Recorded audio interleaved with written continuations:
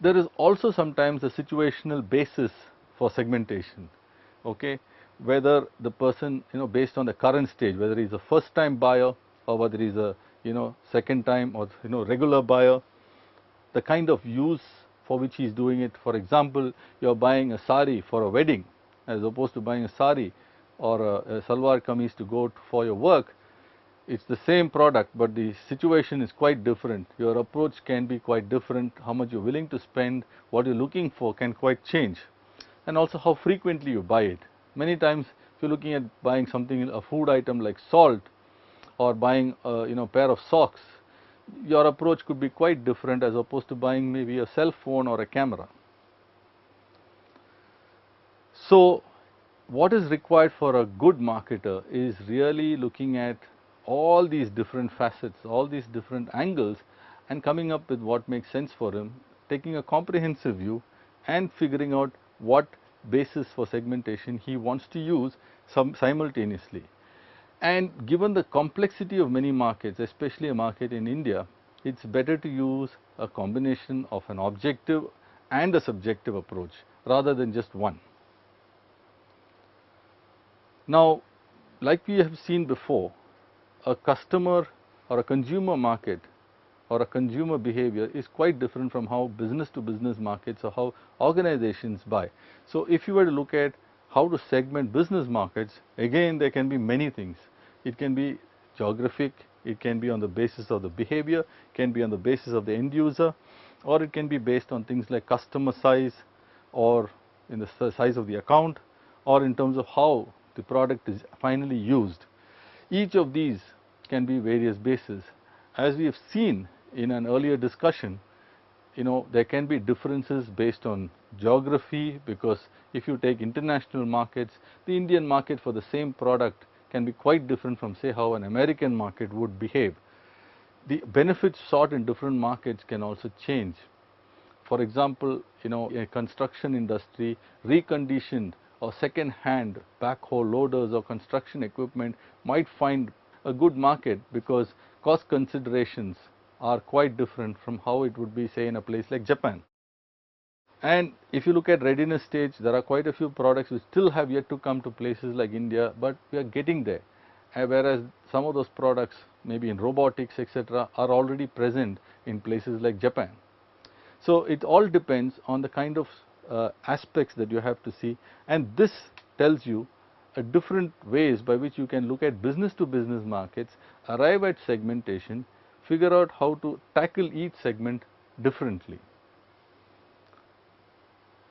So a lot of people tend to use things like size of the firm. The size of the firm can again be in different ways. The number of employees, for example, the revenues that it has, the number of manufacturing locations, and so on and so forth. But the key thing would be revenues and size and number of employees. Second is how are its buying processes? How formalized is it? Is it tender related, for example, or does it have a more structured auction process or whatever? The third is the industry sector, example mining, telecom, and so on and so forth. Typically these are bases what that people use to segment business to business markets, with the first and the third being the most commonly used characteristics in the segmentation process. The other thing that needs to be done once you identify certain segments and look at them as potentially things that segments that you can attack, is to evaluate these segments and see whether they're worthwhile for you to target them. For example, the means that people use is to find the size of the segment, which is how big is it in terms of volume and or value for me. Okay. The second is it a segment which is growing or is it a segment which is dying? For example, if you take something like books, in America, people would look at it as, is there a e-book segment and is there a hard copy book segment? Is it that paper books are dying and e-books are growing? If it's paper books, is it the older crowd which is buying books, paper books, as opposed to the younger crowd which is buying more e-books, so on and so forth, okay? And the third thing is also the profitability. For example, if you take the American market again, DVDs generally are showing a decline overall, but fitness DVDs are showing growth. So people are saying, should I look at fitness and yoga DVDs as a sub-segment? Is there a set of people who are interested in health or health conscious and fit a certain profile whom I can target? So, and if it's more profitable, it means better, even in what seems to be a dying or a slow growth or a degrowth market like DVDs as a whole, there seems to be growth in a sub-segment. Also competitive pressure. How many people are attacking the same segment?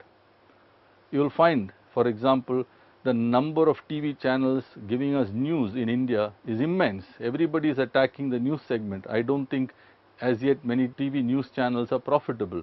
So sometimes it doesn't make sense unless one has other non-commercial considerations. And finally, it's important that the segment you choose fits with your company's objectives.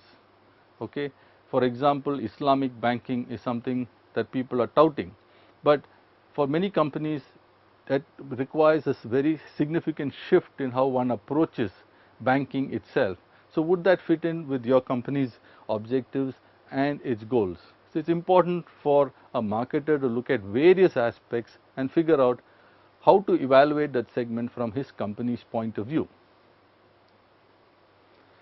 Once there are various segments identified, evaluated, then the task for the marketers to figure out which ones to target. All the segments that are out there may not be the ones that he can choose to target. So which is why I said there's a difference between the segmentation exercise and targeting, which is, some people say one size fits all, which is undifferentiated mass marketing. For if you take somebody like Avin, which is the government milk company in the state of Tamil Nadu in India, it has milk which of 2-3 types which it sells to everybody across the board, whether it's in different parts of the state or different classes or different income groups or what have you. So it really treats everybody as just a customer of milk. So it's pretty undifferentiated in that sense. There are some who only look at very hardcore niches. Example, there are some high-end dairy product companies which sell ice cream of a very high price. So they are looking at only the high income or those who like to have certain types of ice creams and frozen desserts as their segment. That's much more niche. And there are those who will have multiple segment specialization. For example, they'll have a low priced ice cream, a higher cost ice cream in a cone, ice cream in a cup, ice cream in tubs, and so many flavors and so on and so forth. So they're looking at multiple segments. Now it's up to us as marketers to say, where is it we want to play a role, which segments do we want to attack, why. So that determines how you target the various segments that are A, available out there, and B, that you choose. Now once you do the segmentation, then you decide which ones to target. The next step is, what position do you take within the target market? Now there are two things here, one is your image, which is an absolute kind of a parameter, and two is a position, which is a relative kind of parameter vis-a-vis other competitors in that same target market. So what you need to do to arrive at a position is to figure out who else is out there, what their offerings are, and how do you as a company and specifically your product vis-a-vis the competitor's product compares, and what position you need to take out there. So this is a completely different and more detailed exercise, and many companies and many marketers initially might get a little confused between these three terms, but each of them is, as you can make out, a pretty different exercise, and this particularly is a more involved exercise. So in conclusion, segmentation is a very vital step in being more relevant and competitive. One needs to understand what kind of segments or sub-segments exist within an overall heterogeneous market, and what criteria one must use to kind of slice and dice this heterogeneous market into more clearly identifiable segments. Evaluating those segments is the next key step, figuring out which ones are more viable, and next is, which ones do you target as a marketer, why do you want to choose those segments to target, and finally, what is the positioning that you want to have for your company and product in that particular markets of your choice.